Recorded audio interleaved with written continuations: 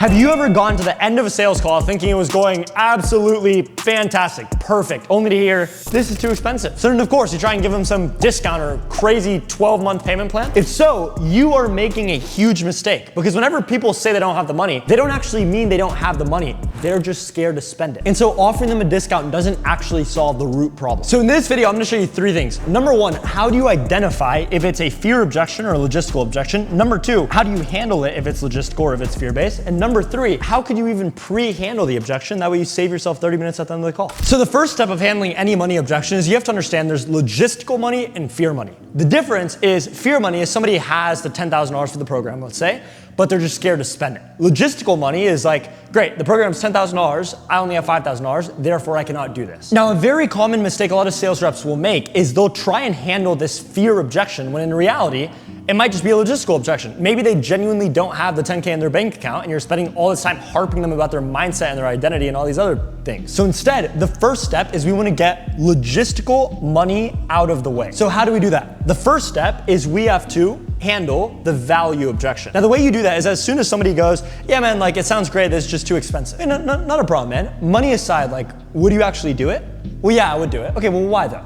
Oh, because I like the program and the coaches and the course, etc. Okay, but like you having the program, the course as the coach, like what would that do for you like I guess more personally though? Oh, well, I'd be able to like make the money I want to make, and then I'd have the freedom and I could leave my 9 to 5 and have more time for myself. After they've told you this, you have now handled the value objection because they've agreed that they think the program would actually get them that result. After value, the second step is getting the logistics out of the way.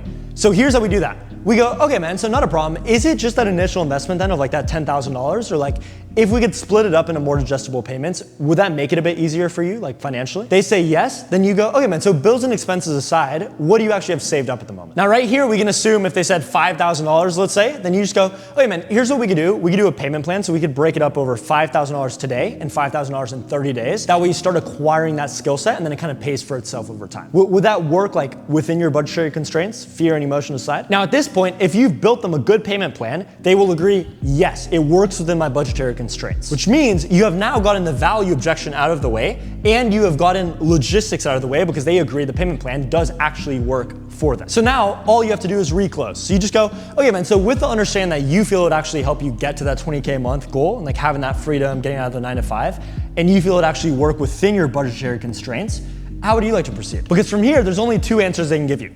Number 1, they either buy and then cha-ching, you just made money. Or number 2, they give you a fear objection. So they're like, yeah, man, like it works within the budget constraints. It's just a big commitment. So now we move on to chapter 2. How do we handle the fear of money? Now, the 2 things you need to know for this is number 1, what a frame is, and number 2, the structure of a frame. So for the sake of this video, I'm gonna give you guys 2 frames that you can use in any conversation to overcome fear of money. The first one is the symptom versus problem frame, and the second one is the what's riskier frame. Now, what's the structure of a frame? The structure of a frame is first you do the frame, second you push back, third you consequence, and fourth you CTA, meaning call to action. Here's what it sounds like. Let's imagine I took somebody through all the logistics and they were like, yeah, that payment plan works for me, 5K now, 5K in 30 days, etc. But it's really risky for me right now. It's a big commitment. Then I could go, well, in your eyes, man, like, what do you feel is truly riskier? Do you feel it's truly riskier that you make an investment of $5,000 in yourself to acquire a skill set to get to that 20K a month goal and have the freedom you want to have? Or is it riskier you do nothing at all and nothing changes for the next 2 days, 2 weeks, 2 months, 2 years? Like, what do you feel is really more risky, like in your mind? Now, right here, 99% of the time, they're gonna say the obvious answer, which is that doing the second one, not doing anything at all, is more risky. So that's the first step. The frame. Now the second step is the pushback. Well, why do you feel like it's more risky, man? Because you haven't been acting that way for the past 6 months. Oh, well, because like it put me in this position, like I'm not really happy with my life, so like I feel like I have to do something. Second step. Now the third step, consequence. Yeah, because what do you think would happen, man, if you kept having that mentality that doing nothing isn't actually risky and you did nothing at all for the next 2 days, 2 weeks, 2 months, 2 years?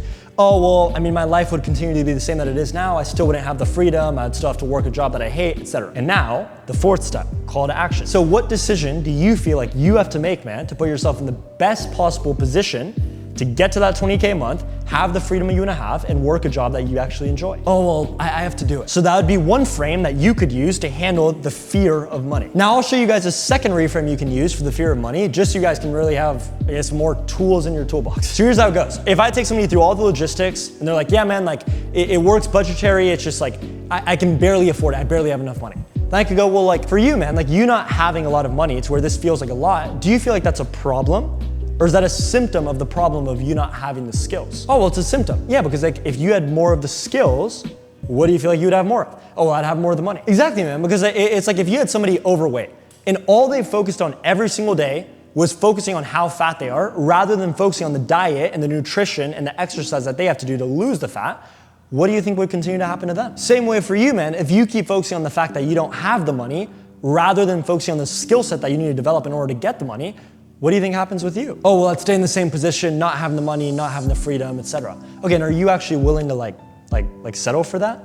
Well, no, I'm not. Well, why not though, man? Because you have been pushed back. Oh, because like I realized like I need to make a change in my life. Like I've been doing this way too long. Okay, so what decision do you feel like you have to make, man, to put yourself in the best possible position to develop that skill set, get to the 20K a month, and have that freedom in your life? Oh, well, I have to do it. So again, to recap for you guys, the first step of any money objection is you have to handle the logistics of the objection, and after you've handled the logistics, then go into the fear. Now, after making $140,000 a month profit at 17 years old through sales, I'm on a mission to make sales education available to everybody completely for free. So if you look in the description below, I'm gonna put a link to a group where in there, I have free sales training covering more stuff exactly like this and everything scripting training I needed to make this kind of money at such a young age. I'm gonna have offers that you can literally start selling for as soon as tomorrow to start making commissions regardless of experience. And I'm even gonna have live sales call recordings of me and my business partner Yash taking sales calls that you guys can watch to help you implement all of this stuff. So if you want to get access to all of that, click the link in the description below, and I will see you guys on the other side.